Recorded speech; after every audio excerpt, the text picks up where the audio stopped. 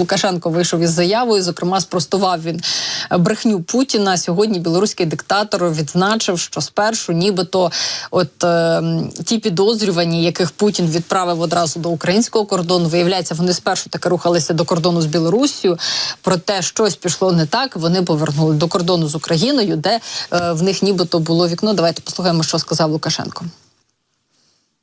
Ми за бойовою ситуацією привели в дію свої підрозділи. Тому вони до Білорусі ніяк не могли зайти, вони це бачили. Тому відвернулися і пішли на ділянку українсько-російського кордону. Знаєте, це, звичайно, фантастика, те, як розкручує всю ситуацію Росія, а і Білорусь, і, відповідно, як люди це все слухають і, знаєте, сприймають. Тому що ми вже говорили в цьому ефірі і неодноразово, що ви уявіть собі, тобто в країні, де дуже багато камер, країна, яка, в принципі, є поліцейською державою, на цьому білому Рено, це які мають бути гонщики, ці терористи, аби вони встигли доїхати до будь-якого кордону, щоб подивитися, що там, виявляється, їм ходу немає, і звернути до іншого. Це при тому, що кордон між Росією та Україною – це зараз зона бойових дій, це фактично там, де йде найгарячіша стадія війни. Зараз, власне, якимось чином за версією російської влади, нібито ось ці терористи збиралися перетнути цей російсько-український кордон. Звичайно, що бачимо, що відбувається, і чому Лукашенку довелося вийти з цією заявою, тому що спецслужби Білорусі, вони заявили про те, що нібито саме вони допомогли затримати цих терористів російській владі, проте якось ці заяви вийшли паралельно, тобто Путін заявив про те, що терористи рухалися в бік України, і в цей час спецслужби говорять білоруські про те, що це робота їхня, затримання, зокрема, і тут вийшла така собі несумісність, і якось довелося Лукашенку вже виправдовуватися в цьому плані, але бачимо, що виправдання, скажімо, такі собі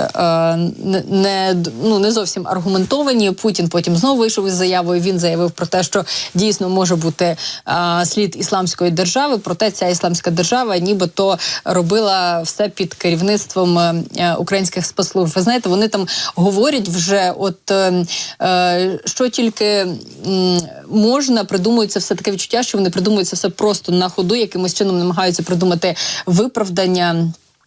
І бачимо, що, напевно, якогось розслідування прозорого тут очікувати не варто.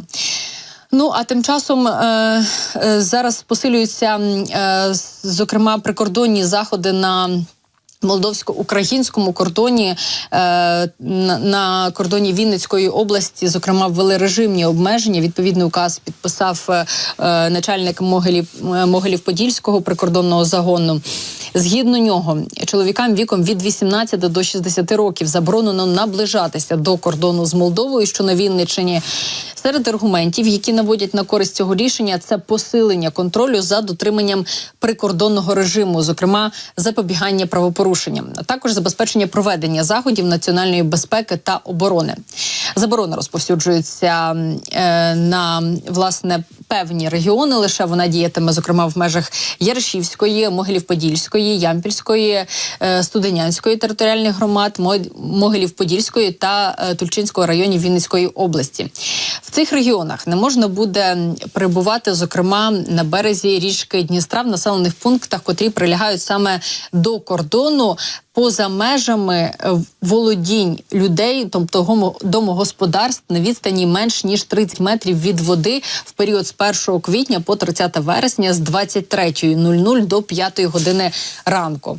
В період з 1 жовтня по 31 березня цей час трішки збільшується з 20 години до 6 години ранку. Також не можна буде перебувати біля води. В межах ділянок місцевості завширшки близько 500 метрів від державного кордону забороняється рибалити, полювати, виходити на маломірних суднах та інших плавзасобах, а також використовувати повітряні судна. Зокрема, також забороняється використання БПЛА та квадрокоптерів. Не дозволяється користуватися і приладами нічного бачення радіостанції та перевезення зброї і засобів активної оборони без відповідних дозволів. Сільськогосподарськими роботами можна буде займатися лише в разі отримання всіх необхідних документів та завчасного попередження підрозділів охорони державного кордону.